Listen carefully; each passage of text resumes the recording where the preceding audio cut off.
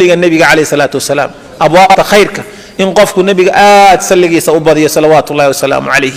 نبي يقول من صلى علي صلاة صلى الله عليه به 10 هل مرقفك يصلي طبعا شير بإلهي كصلي يا النبي يقول عليه الصلاة والسلام إن أدمرك مالنتي بقول شير شن بقول كن شير أنت تكسل إنك النبي كصلي صلى الله عليه وسلم حنقرنا يعني إن أضيه هذا واد أنت لون حريست النفط حنون كليره هذا قبي سنوات أضبط أدبق تبعامي شير neefti baa la ka kaxeeyay waxaan ku yiri neefti ku dhibi jirtay ilaa markii aan qaan gaaray ilaa aanu nin weyn neefti uu qabay muddadan baa ilaahay ka kaxeeyay subhanahu wa ta'ala neefti maxaa ilaahay kaaga kaxeeyay markaasuu gacanta soo qabtay kaan ilaahay ku sheegay adeero wuxuu yiri salaada maqrib markaan tukado ilaa salaada cisha inta u dhaxaysa cidna lama hadlo meel baan fariistaa kun jeer baa nabiga ku salliya alayhi salaatu wasalaam markaasa ilaahu neefta iga kaxeey baan idhaahdaa ilaahay neefta waa iga kaxeeyay buur ninkan sheekhay aad taqaanaan ee Saalix al-Maghamisi la yiraahdo masaajidka Quba imaamka ka waacidka sheekha mufassirka waadhood waa la qalay dhakhtar baa la dhigay dhakhtarka caloosha laga raqlay dhakhtarkii baa la dhigay markii sariirtii la soo seexiyay qofka tuubooyin baa la geliyaa dhiigga iyo dheecaankii ka soo saara marka ugu horeysa la qalo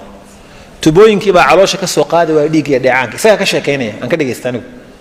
markaasaa dhakhtarkii baa loo sheegay dumarkii mumridaadka ama narsiska u sheegeen oo yiraahdeen tubooyinkii ma soo qaadayaan dhiig iyo wixii dhakhtarkii wuxuu yiri amaliyadii dib loogu celinaya wuxuu yiri gabadh kamid ahayd gabdhihii waarka ka shaqeynaysa dhakhtarka ka shaqeynaysa baa soo agmartay waxay tiri salli ala rasuul sallallahu alayhi wasallam baad rasuulka salligiisa badi nabiga aad ugu sallallahu alayhi wasallam wallahi marka iga tagtay buu yiri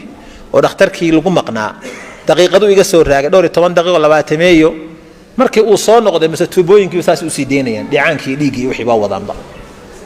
marka qofku ka salli badan yahay nabiga waa loo geenaya hebel rasuulka ilaahayow inta soo jeer buu kugu soo salliyay baa la dhahayaa salaatu alayhi wasallam alayhi soo ayaan darama aha 24 saac warkaaga la qaadinba oo nabiga ku sallallahu alayhi wasallam faa'iida laga helay waxa kamid nabigu tilmaamay man salla alayhi salatan waahida toban jeer baa la ku salliyaa